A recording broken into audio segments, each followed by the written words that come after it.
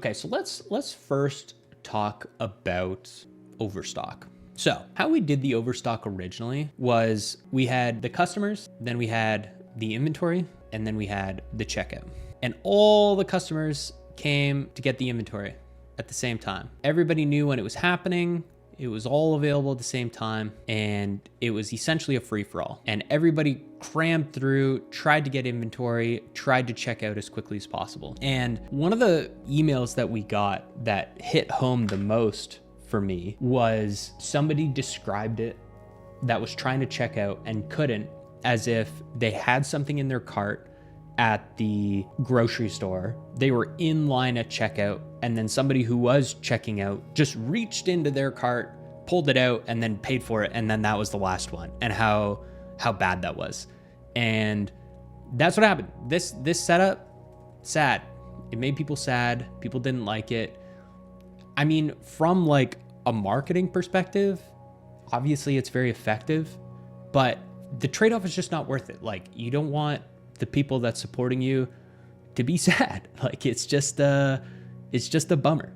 So we reworked this, but this is a complicated process. So let me tell you how it works now. And this is how the previous Overstock order went. And probably most people didn't even know that it happened because it was a secret Overstock order. So this is how it happened. So we had customers.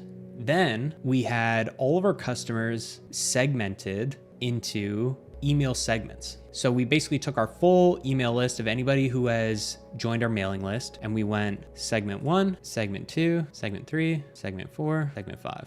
Then what we did is we did one segment at a time, and we added them to an approved email list. So we locked the product page behind a password and added each segment one at a time to a emailed and approved to access product. So even if you knew the password to access the page, which we thought might happen, like somebody might get access and then say like, go check it out. Here's the password. You couldn't, because you had to log in through your Shopify account, and you had to know the password, and you had to be on the approved list. So then also, when we were building these segments, we needed to make sure that there was enough inventory for everybody on the list to check out if they wanted to.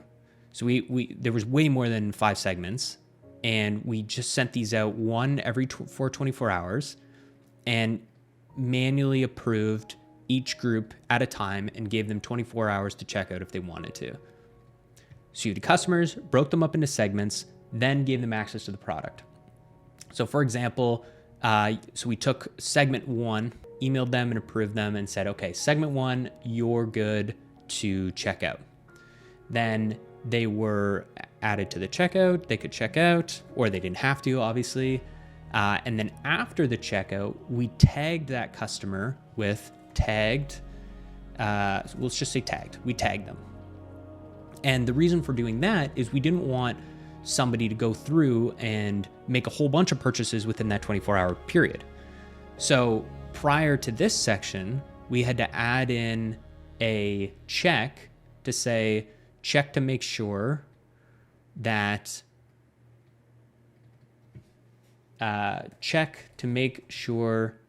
customer has access and not tagged with, and not tagged. So it was like this double check process here that the customer had to satisfy all these conditions in order to be able to check out. I guess technically this process happened here. So you customers divided into segments, they were emailed one at a time and given access to the product. Then that segment was checked to make sure that they had access and they weren't tagged by already checking out once.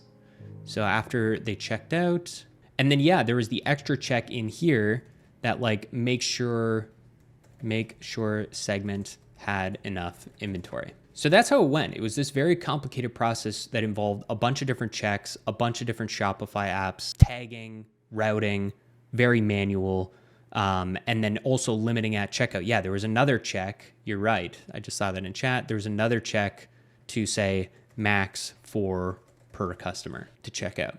So it was very difficult to set this up. And there was also like a lot of risk associated with it. and you lose out on all the marketing ability. But people loved it. We had tons of positive feedback. The first time that we did it, when people were sad, this was like by far the most amount of negative emails we've ever gotten. Most of our customer support emails are very nice and very friendly, but this was brutal. People really, really didn't like this process. And even though technically like it's kind of whatever, good for business from a marketing perspective to say, oh, we had an overstock order and it sold out so fast, it was not ideal. So we spent a bunch of time working on this, came up with this process, and it worked really well. It feels pretty fair, and I like it. I think it's a pretty good system overall, and it actually worked really well. Like functionally, operationally, it was very, very smooth.